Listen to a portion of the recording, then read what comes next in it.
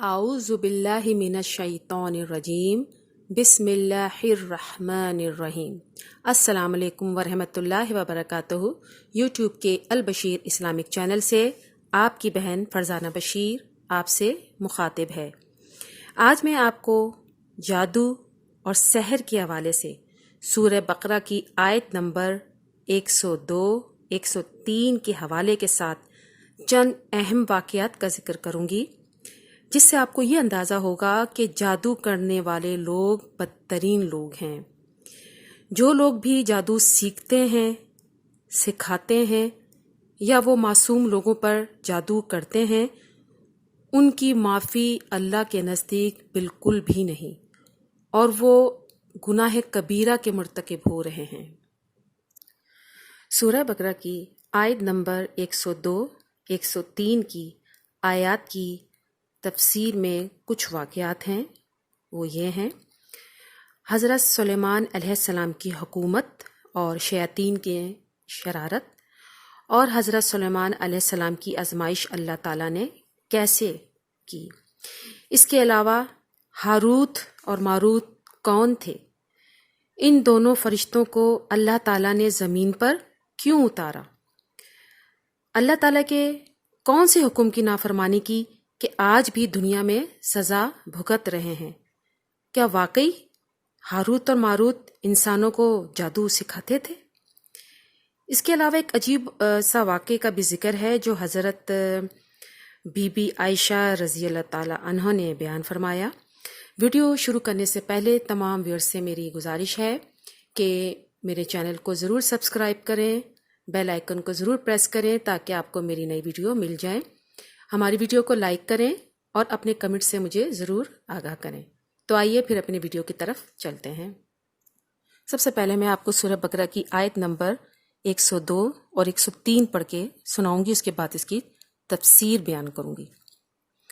अल्लाह ताला ने फरमाया, और उस चीज़ के पीछे लग गए जिसे शयातीन हज़रत सुलेमान की हुकूमत में पढ़ते थे।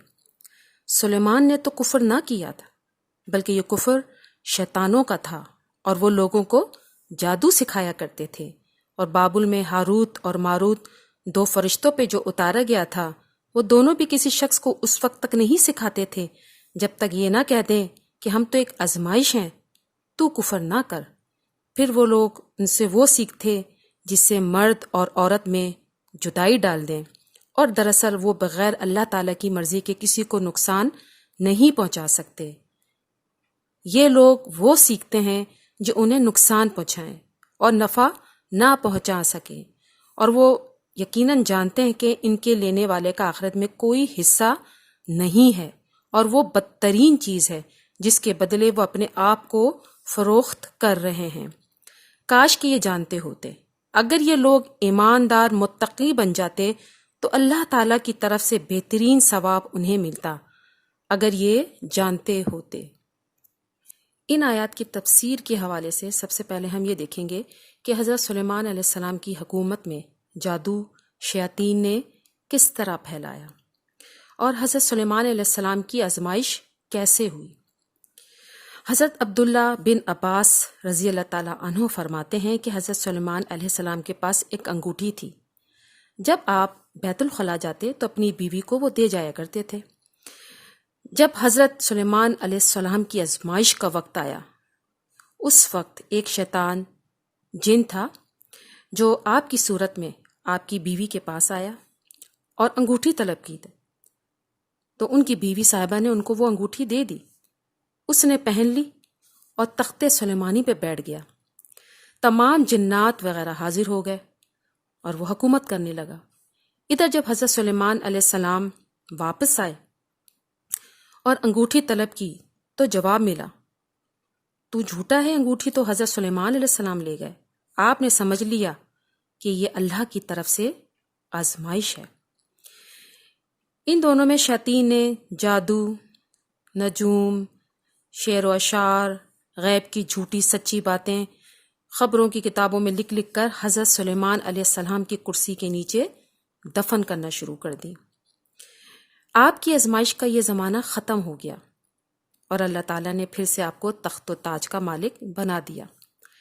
जब आप طبی عمر تک پہنچے اور آپ نے رحلت فرمائی تو شیاطین نے انسانوں سے کہنا شروع کر دیا کہ حضرت سلیمان علیہ السلام کا خزانہ اور وہ کتابیں جن کے ذریعے سے وہ ہواؤں اور جنات پر حکمرانی کرتے تھے ان کی کرسی کے نیچے دفن ہے، چونکہ جنات اسی کرسی کے پاس نہیں جا سکتے تھے، اس لیے انسانوں نے اسے کھودا تو وہ کتابیں برآمد ہوئیں۔ بس چرچا ہو گیا اور ہر شخص کی زبان پہ چڑھ گیا کہ حضرت سلیمان علیہ السلام کی حکومت کا راز یہی جادو تھا، بلکہ اکثر لوگ تو حضرت سلیمان علیہ السلام کی نبوت کے بھی منکر ہو گئے اور نعوذ باللہ آپ کو جادوگر کہنے لگے۔ رسول پاک صلی اللہ علیہ وآلہ وسلم نے اس بات کے حوالے سے فرمان تعالیٰ یہ جاری کیا کہ جادوگری کا یہ کفر تو شیاطین کا پھیلایا ہوا ہے، حضرت سلیمان علیہ السلام اس سے بالکل بری ہیں۔ سورہ بقرہ کی آیت نمبر 102 میں اللہ تعالیٰ نے ہاروت اور ماروت 2 فرشتوں کا ذکر فرمایا ہے۔ اب ہم ایک حدیث دیکھیں گے کہ اس میں ہم یہ دیکھتے ہیں کہ رسول پاک صلی اللہ علیہ وآلہ وسلم ہاروت اور ماروت کے حوالے سے کیا فرماتے ہیں۔ رسول پاک صلی اللہ علیہ وآلہ وسلم نے فرمایا کہ جب آدم علیہ السلام کو اللہ تعالیٰ نے زمین پر اتارا، ان کی اولاد کو پھیلا دیا اور وہ زمین میں اللہ تعالیٰ کی نافرمانی کرنے لگے تو فرشتوں نے کہا، دیکھو یہ کس قدر برے لوگ ہیں، کیسے نافرمان اور سرکش ہیں، ہم اگر ان کی جگہ ہوتے تو ہرگز اللہ کی نافرمانی نہ کرتے۔ اللہ تعالیٰ نے فرمایا، اچھا تم اپنے میں سے 2 فرشتوں کو پسند کر لو، میں ان میں انسانی خواہشات پیدا کر دوں گا اور انہیں پھر انسانوں میں بھیجتا ہوں، پھر دیکھتا ہوں وہ کیا کرتے ہیں۔ چنانچہ انہوں نے ہاروت اور ماروت 2 فرشتوں کو پیش کیا۔ اللہ تعالیٰ نے ان میں انسانی طبیعت پیدا فرما دی اور ان سے کہہ دیا کہ دیکھو بنی آدم کو تو میں نبیوں کے ذریعے اپنے احکام پہنچاتا ہوں، لیکن تم سے بلا واسطہ خود کہہ رہا ہوں کہ میرے ساتھ کسی کو شریک نہ کرنا، زنا نہ کرنا، شراب نہ پینا۔ یعنی یہ اللہ تعالیٰ نے حکم فرما دیا کہ اگر اس حکم کی خلاف ورزی کی تو پھر سزا کے بھی مستحق ہوں گے۔ اب یہ دونوں زمین پر اترے اور زہرا نام کی ایک عورت ہے، اس کو آزمائش کے لیے، وہ بہت حسین عورت تھی، ان کے پاس بھیجا، جسے دیکھ کر یہ دونوں بہت پریشان ہو گئے اور ان کو وہ بہت پسند آئی اور اس سے زنا کرنا چاہا۔ تو اس نے کہا کہ تم شرک کرو تو میں منظور کرتی ہوں۔ انہوں نے جواب دیا، ہم تو یہ نہیں کر سکتے۔ وہ چلی گئی، پھر آئی اور کہنے لگی، اچھا ایسا کرو، زنا نہیں کرتے، ایسا کرو اس بچے کو قتل کر ڈالو تو مجھے تمہاری خواہش پوری کرنی منظور ہے۔ انہوں نے اسے بھی نہ مانا۔ وہ پھر آئی، کہا کہ اچھا ایسا کرو یہ شرابی پی لو۔ انہوں نے اسے یہ سمجھا کہ یہ تو ہلکا سا گناہ ہے، شراب پینے میں کیا ہے، اسے منظور کر لیا۔ اب جب شراب پی، نشے میں مست ہوئے، مست ہو کے زنا بھی کیا اور بچے کو بھی قتل کر ڈالا۔ جب ہوش درست ہوئے تو اس عورت نے کہا، جن جن کاموں کا تم پہلے انکار کرتے تھے سب کو تم نے کر ڈالا۔ یہ نادم ہو گئے، انہیں اختیار دیا گیا یا تو دنیاوی عذاب کو اختیار کرو یا پھر آخری عذاب کو، تو انہوں نے دنیا کے عذاب کو پسند کیا۔ ایک اور روایت میں ہے کہ اس واقعے سے پہلے تو فرشتے صرف ایمان والوں کی بخشش کی دعا مانگا کرتے تھے، لیکن اس واقعے کے بعد تمام اہل زمین کے لیے دعا شروع کر دی۔ بعض روایتوں میں یہ بھی ہے کہ جب ان دونوں فرشتوں نے یہ نافرمانیاں کیں تب اور فرشتوں نے اقرار کر لیا کہ بنی آدم جو اللہ تعالیٰ سے دور ہیں اور بن دیکھے بغیر ایمان لاتے ہیں، جن سے خطاؤں کا سرزرد ہو جانا کوئی ایسی انوکھی چیز نہیں، ان دونوں فرشتوں سے کہا گیا کہ اب تو یا تم دینی بھی عذاب کو پسند کر لو یا آخری عذاب کو، یعنی کہ آخرت کا عذاب کے لیے تیار ہو۔ تو دونوں نے باہم مشورہ کر کے دنیاوی عذاب کو اختیار کیا، کیونکہ یہ ختم ہونے والا ہے اور آخری عذاب دائمی ہے۔ چنانچہ انہیں بابل میں عذاب ہو رہا ہے۔ ایک روایت میں ہے کہ انہیں اللہ تعالیٰ نے جو احکامات دیے تھے ان میں سے قتل سے اور مال حرام سے ممانعت بھی کی تھی، اور یہ بھی حکم تھا کہ عدل کے ساتھ کام کریں۔ ایک روایت میں ہے کہ حضرت علی رضی اللہ تعالیٰ عنہ بابل کی زمین کی طرف جا رہے تھے کہ عصر کی نماز کا وقت آ گیا، لیکن آپ نے وہاں نماز ادا نہیں کی، بلکہ اس زمین یعنی بابل کی زمین سے نکل گئے اور اس کے بعد نماز ادا فرمائی اور فرمایا میرے حبیب صلی اللہ علیہ وآلہ وسلم نے مجھے قبرستان میں نماز پڑھنے سے روک دیا ہے اور بابل کی زمین میں نماز پڑھنے سے بھی ممانعت فرمائی ہے، یہ زمین ملعون ہے۔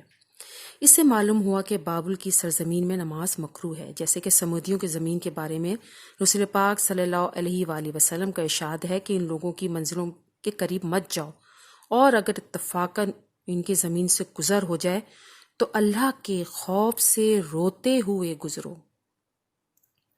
اب ایک عجیب واقعے کا ذکر کرتی ہوں جو حضرت عائشہ صدیقہ رضی اللہ تعالی عنہا فرماتی ہیں کہ ایک بار ایک عورت رسول پاک صلی اللہ علیہ وآلہ وسلم کے انتقال کے تھوڑے ہی زمانے کے بعد آپ صلی اللہ علیہ وآلہ وسلم کی تلاش میں آئی اور آپ صلی اللہ علیہ وسلم کی انتقال کی خبر پا کر بے چین ہو کر رونے پیٹنے لگی۔ میں نے اس سے پوچھا آخر کیا بات ہے؟ تو اس نے کہا مجھ میں اور میرے شوہر میں ہمیشہ لڑائی جھگڑا رہتا تھا اور ایک مرتبہ وہ مجھے چھوڑ کے کسی نامعلوم جگہ پہ چلا گیا۔ میں بہت پریشان ہوئی۔ ایک بڑھیا سے میں نے اس کا ذکر کیا کہ میرا شوہر غائب ہو گیا ہے، تو اس نے کہا جو میں کہوں اگر وہ تم کرو تو وہ خود بخود تمہارے پاس آ جائے گا۔ میں پریشان تو تھی، میں تیار ہو گئی۔ وہ رات کے وقت 2 کتے لے کر میرے پاس آئی، ایک پر خود سوار ہوئی اور دوسرے پہ مجھے بٹھا دیا۔ تھوڑی ہی دیر بعد ہم دونوں بابل کی زمین پہ پہنچ گئے۔ میں نے دیکھا وہاں 2 شخص لٹکے ہوئے ہیں اور لوہے میں جکڑے ہوئے ہیں۔ اس عورت نے مجھ سے کہا ان کے پاس جاؤ اور ان سے کہو میں جادو سیکھنے آئی ہوں۔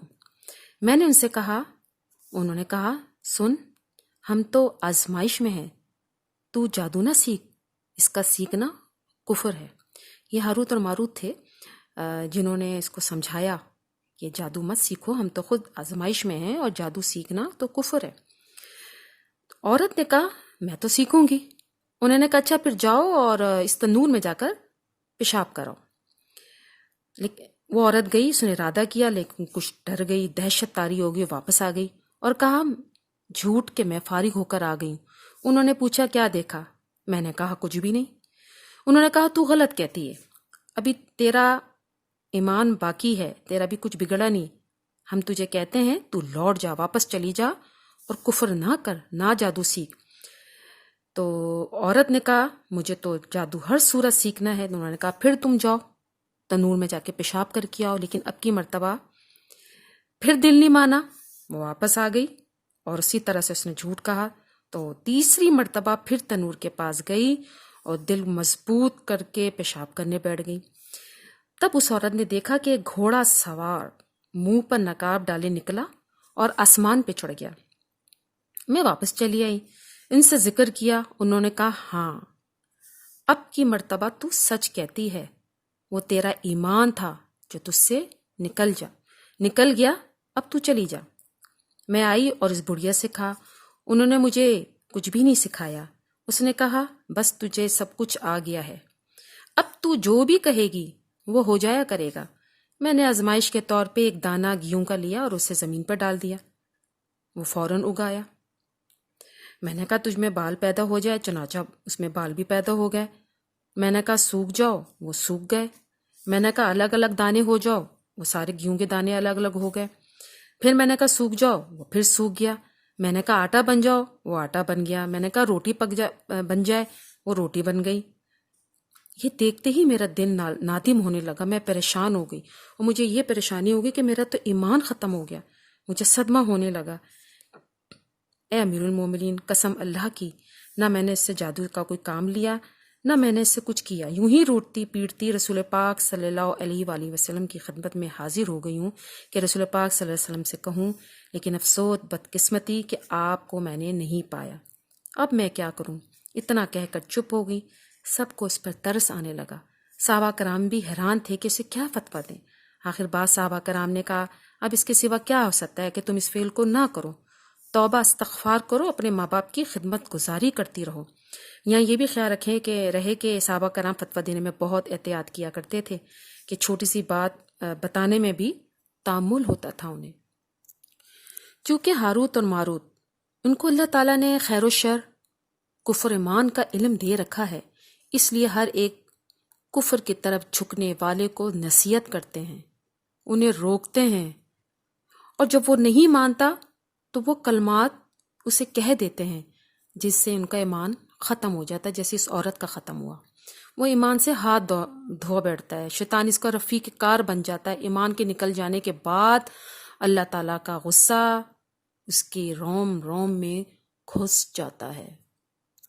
جادوگروں کا سب سے اہم مقصد یہ ہوتا ہے کہ میاں بیوی کے درمیان جدائی کروا دی جائے، جیسے ان آیات کے اندر اللہ تعالیٰ نے فرمایا کہ ان کا اہم مقصد یہی ہوتا ہے کہ دونوں کے درمیان جدائی ہو جائے۔ صحیح مسلم میں ہے کہ رسول پاک صلی اللہ علیہ وآلہ وسلم فرماتے ہیں، شیطان اپنا عرش پانی پر رکھتا ہے، پھر اپنے لشکروں کو بہکانے کے واسطے بھیجتا ہے۔ سب سے زیادہ مرتبہ والا اس کے نزدیک وہ ہے جو فتنے میں سب سے بڑا ہوا ہوتا ہے۔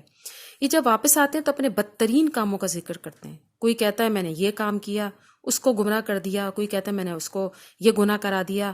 شیطان ان سے کہتا ہے کچھ نہیں، یہ تو معمولی کام ہے، یہاں تک کہ ایک کو آ کر کہتا ہے میں نے فلاں شخص کے اور اس کی بیوی کے درمیان جھگڑا ڈال دیا، یہاں تک کہ جدائی ہو گئی۔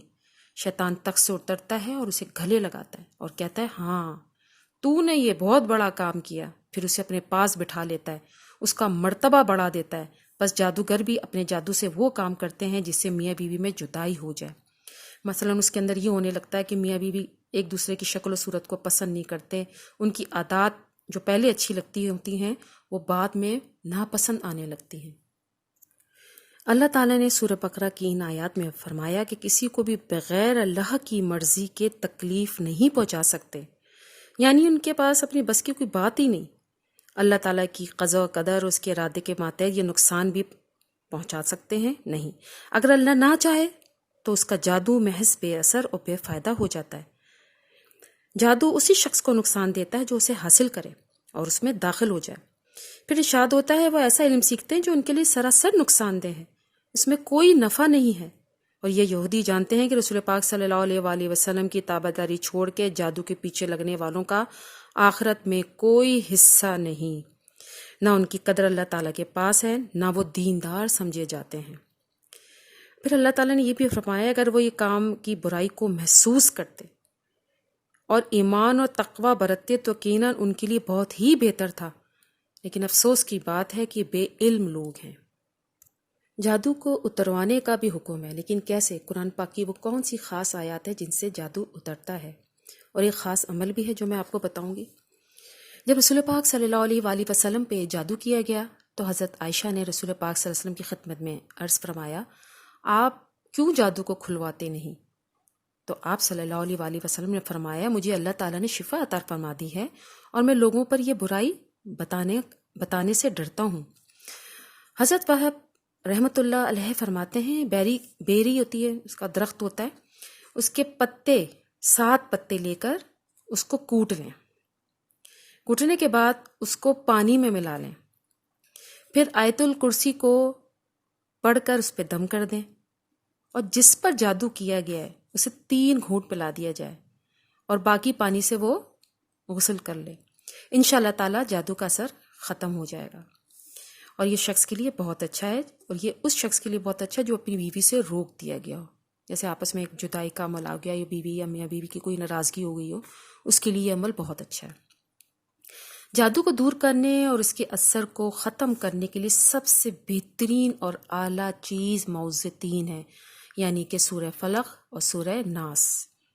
حدیث میں ہے کہ ان جیسا کوئی تعویذ نہیں، اسی طرح آیت الکرسی بھی شیطان کو ختم کرنے میں اعلیٰ درجے کی چیز ہے۔ اس کے علاوہ سورہ بقرہ کی آخری آیت نمبر 285، آیت نمبر 286 جادو اور سحر کو ختم کرنے میں بہت بہترین ہے۔ اس کو پڑھنا روز کا معمول بنائیں تاکہ کسی بھی قسم کے آپ کے پاس اگر آپ سمجھتے ہیں کوئی اثرات ہیں یا جادو ہے یا کوئی حسد ہے یا کوئی نظر ہے، انشاءاللہ تعالیٰ وہ آپ کے ساتھ نہیں ہوگا۔ آخر میں یوٹیوب کے البشیر اسلامک چینل سے سورہ بقرہ کی انہی آخری آیات کے ساتھ آپ سے اجازت چاہتی ہوں۔ اے اللہ، ہم سے کوئی بھول ہو گئی ہو یا کوئی خطا ہو گئی ہو تو ہمیں نہ پکڑنا، ہم پر وہ بوجھ نہ ڈال جو ان لوگوں پہ ڈالا تھا جو ہم سے پہلے تھے۔ اے ہمارے رب، ہم پر وہ بوجھ نہ ڈال جس کو اٹھانے کی ہم میں طاقت نہ ہو، ہم سے درگزر فرما، ہمیں بخش دے، ہم پر رحم فرما، تو ہی ہمارا مالک ہے، ہمیں کافروں کی قوم پر غلبہ عطا فرما۔